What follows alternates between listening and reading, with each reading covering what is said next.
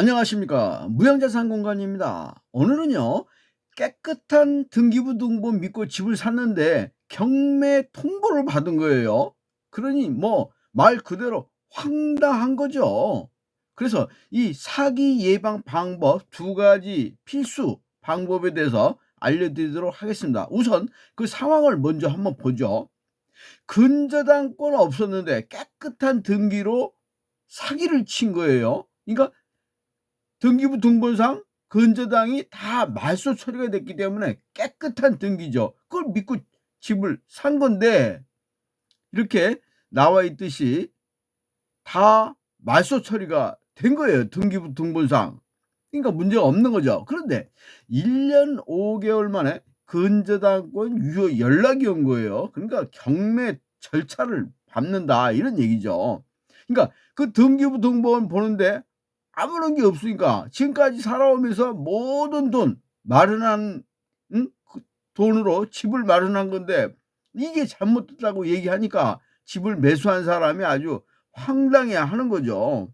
그게 이전 집주인이 허위로 등기부 등본을 위조했다 이런 내용입니다. 그러니까 법무사 사무소의 사무장으로, 이게 사무장이면은 행정 보조해 주는 사람 아니에요. 이게 뭐 법무사도 아니고 그냥 그 밑에서 행정 보조로 이렇게 도와주는 사람인데 이러면 인제 사무장이다 이렇게 붙이는 거죠. 근데 사무장이 1억 6천만 원을某某신협에서 대출을 받아 가지고 있는데 그 바로 사무장이 집주인인 거죠. 그러니까 사실상 이 서류를 가짜로 만들어서 법원에다 제출하니까 물론 사무장이니까 그 행정 서류를 다 만들잖아요. 그러니까 법원에 제출하니까 법원에서는 그대로 근저당권 말소를 깨끗하게 클리어를 해준 거죠.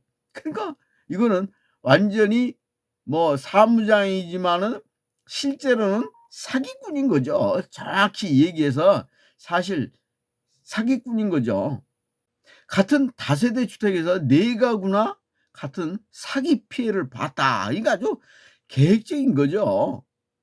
잘못된 서류를 제출해서 등기부 법원에서 이걸 접수해서, 그러니까 저희들은 그 등기부 보고 집을 구매했는데 이거 등기부에서 더 확실하게 잘 처리를 해 줬더라면 됐을 거 아니냐 이렇게 얘기하는데 이게 우리나라 등기부 등본이 공시력은 있지만 공신력은 없다 이거죠. 그냥 알려는 주는데 그것이 법적으로 신뢰성은 보장하지 않는다 이렇게 돼 있는 거죠, 우리나라는.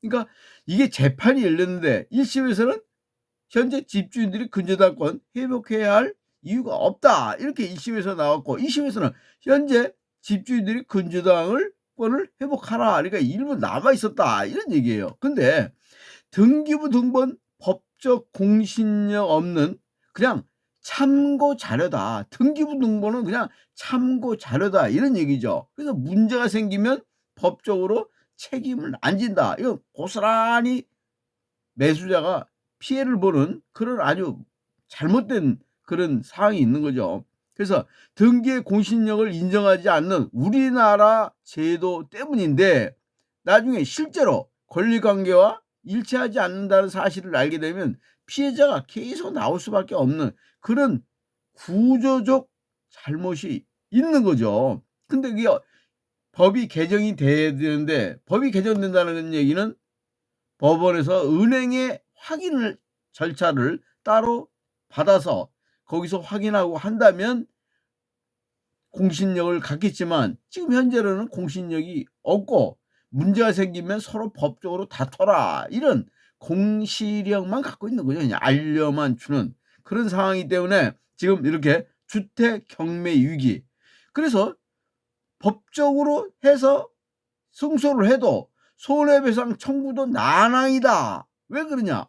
이렇게 사기를 치는 사람들은 위조해서 사기를 치는 집주인이 징역 8년 6 개월형에도 도주를 해서 또 재산을 다시 이렇게 찾아올 수 있는 그런 자체도 어렵고, 그러니까 사기꾼인데 사기를 당해 놓고 그것을 다시 회복한다는 건 사실 정말 어려운 일 아닙니까? 그래서 사기를 예방하는 방법에는 두 가지가 있는데, 일단 우리가 앞서서 공시력은 있고 공신력은 없다. 공신력이 있다면은 법적으로 보호가 되고 100% 신뢰를 할 수 있기 때문에 법적 조치를 받겠지만, 지금 없다고 했고 그냥 알려만 주는 공시력만 있기 때문에 이런 문제가 생기는 거죠. 그래서 등기부 등본을 보면 그동안 변동 사항들이 이렇게 쭉 나왔고, 대출 언제 받았고 언제 갚았고 이런 것들은 나와 있지만 이것이 확실하게 법적으로 보장을 하진 않는다. 신뢰를, 공신력을 갖지 않는다. 그 점이 이제 문제가 되는 거죠. 그래서 건원보험을 가입하면 3억 원 기준으로 약 16만 원 정도. 그러니까 뭐 그렇게 큰 돈이 아니죠. 이게 차라리 건원보험을 들으면 그 해당 보험 회사에서 그를 조회를 해서 등기부 등본에 대한가 이런 사항들을 조회를 해서 보험을 이렇게 들어주는 거죠. 그리고 차후에 문제가 생기면은 보험회사에서 거기에 대해서 처리를 해 주니까 건원보험을 가입을 하든지, 그렇지 않으면 부동산 매도하려는 사람과 지금 그 등기를 말소한, 그러니까 건저당을 말소한 그 돈을 다 갚아서 말소를 했을 거 아닙니까? 거기에 대한 대출 완납증을 둘이 가서 확인을 받는 거죠. 그래서 내가 매수했는데 여기에 대한 것을 좀 확인을 해 봐야 됐으니까 같이 은행에 동행해서 대출 완납증을 좀 확인해 달라.